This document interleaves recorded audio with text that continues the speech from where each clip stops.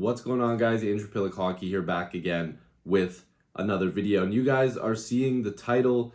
You guys already know, if you're a Leaf fan, Kyle Dubas has been fired or let go, or they mutually agreed to part ways. I was at work all day, so that's why the video is so late. So I do apologize. But if you're new here, like and subscribe. Check out my other videos. My camera battery's charging, so I'm using my phone right now, so sorry for the angle and the echo, but I just couldn't wait to talk about this because it's just one of the most wild days for the Maple Leafs over the past 5 or 6 years. It's just been, seems like the dominoes are starting to fall. Jason Spezza has also given his resignation, according to Pierre LeBrun, as of about 30 minutes ago. Apparently, he gave it to Brendan Shanahan before the news conference today. So it looks like Spezza probably just wanted to work with Kyle Dubas, and now his time with the Maple Leafs is over, which is also pretty sad. Jason Spezza leaving the organization, I guess, as far as we know, which sucks because Spezza just kind of stopped playing hockey and now he's just not in the office. But I kind of wanted to just go from the heart with this video because I was one of the people that was very excited when Kyle Dubas was brought in as the Leafs GM. And he took over for Lou, and Lou did a decent job. But I think what a lot of people skate over is that the Leafs had an opportunity to build earlier than when Dubas took over, and they didn't. Lou failed to add meaningful additions on the blue line that people were, begging for years. And Kyle Dubas came in and did exactly that, bringing in guys like Jake Muzzin and TJ Brody and so on, up to this year with Luke Shen and McCabe. But, he's seen where the positions that we needed to be filled were, and he filled them. Now, what I also want to bring up right away is that I'm seeing a lot of personal attacks on Kyle Dubas, and I'm seeing a lot of people cheering for somebody losing their job to a point where it's almost embarrassing. Yeah, sure, you can be happy that somebody will no longer be running your hockey team. That's fine. You can have an opinion. But when I see like grown men, and I'm sorry, I have to say this, but when I see grown men in their like late 20s and 30s, and this grown women, whoever it is, late 20s, 30s, 40s, 50s and up, posting and editing clown memes of Kyle Dubas, like taking their time to make photos and like editing things, like pretty awful things about somebody. These are the people that are teaching our children, like the next generation of people who watch the game.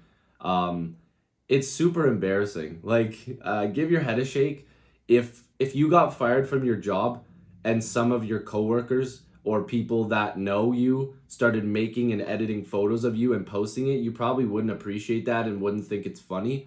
So I personally don't think it's funny. So from me to you personally, if you're one of those people, I sincerely ask that you grow up and grow a set because you look really dumb. I'm sorry, I just have to say that. But you don't have to agree that you like Kyle Dubas as a GM. That's totally fine. But when you take it to that extra step and kick somebody when they're already down, especially when you're like making photos and memes of them, it just doesn't make a lot of sense to me. I think it's very childish. It's below childish. But again, this is coming from the heart. I don't agree with everything Kyle Dubas did. I don't necessarily think that there was a lot of situations where he messed up, but I also see where people have points of like, this is where he could have made a better move. And that's fine. Anybody can do that. But Dubas was brought into a situation where he was a first-time GM of the Maple Leafs and did a really good job. This team constantly was winning during the regular season, of course, but they couldn't get over the hump in the playoffs, and that's what ultimately seems like is part of the equation. But there's a lot of big things here that we need to go over, and there's going to be a series of videos, but I'm going to touch on them briefly in this video as well. Kyle Dubas dealt with the Maple Leafs during the pandemic. All GMs did, but what people need to understand is that Kyle Dubas was predicting that there wouldn't be a global crisis, which I think is a good bet to take. And the Leafs should have had an extra 10 to 11 million dollars in salary space over the next couple of years previously when they signed John Tavares. It didn't happen due to a global pandemic. And if you predicted that, good for you. I know you didn't, but again, everybody dealt with it the same way. But if we're just talking specifically Kyle Dubas and the Maple Leafs, that means they likely don't lose Zach Hyman. They probably don't lose a couple of their players that they wanted to keep. But unfortunately, that's just what happens. And again, I'm not going to spend too much time on that, but that's where the salary piece comes in. In terms of the contracts he signed, this is where it ties into the Brendan Shanahan press conference today. Now, for what a lot of people don't understand is that just because Kyle Dubas is the GM doesn't mean that Brendan Shanahan doesn't have say in what happens, because he actually has the most say in what happens. Because while Dubas makes the official moves, Brendan Shanahan has to approve of these things.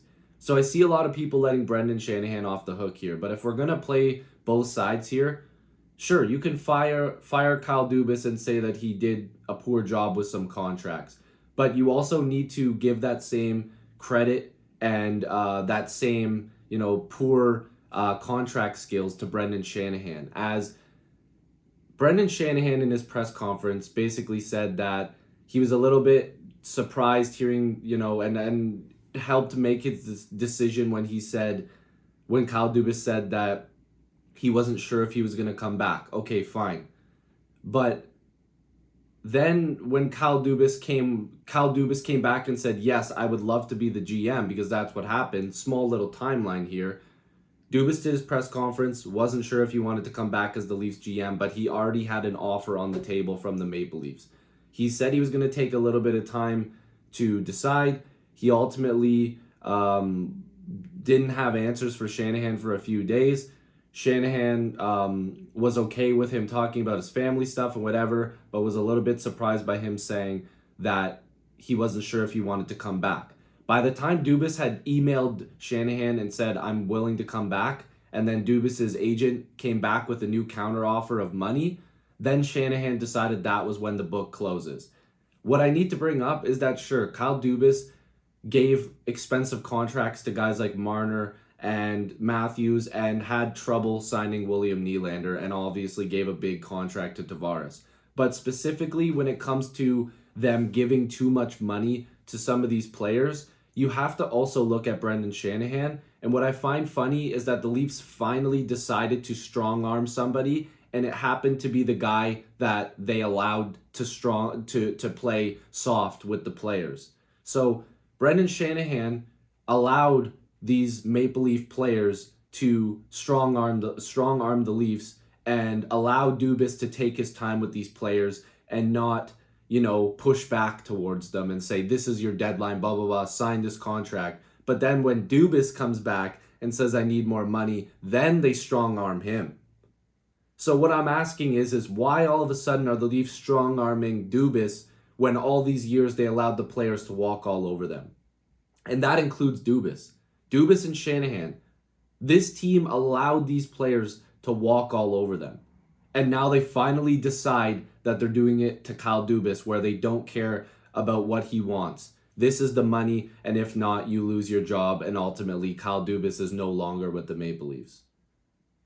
So what I would ask next is this new GM and Brendan Shanahan going to play the same game with Austin Matthews and William Nylander or whoever they sign contracts with?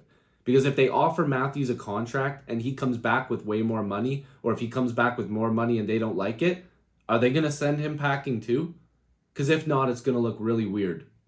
It's going to look really weird on this organization.